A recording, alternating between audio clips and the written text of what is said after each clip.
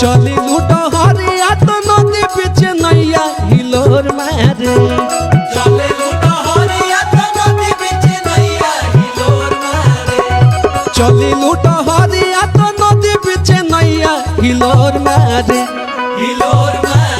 करी हैया ए गोरी हिलोर मारे करी हैया ए गोरी हिलोर मारे करी हैया ए गोरी हिलोर मारे करी हैया ए गोरी हिलोर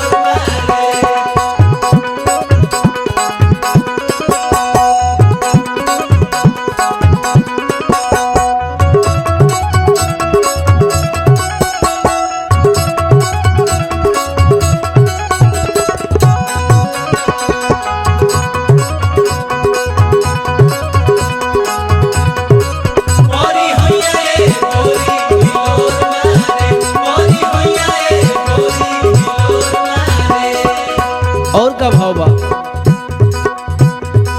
बोले लू तो टपकेला माधवा मिसिरिया हंसेलू तो फूल झरे गमकेला गोरिया यही में भैया छप रहिया भाव बा अरे बोले लू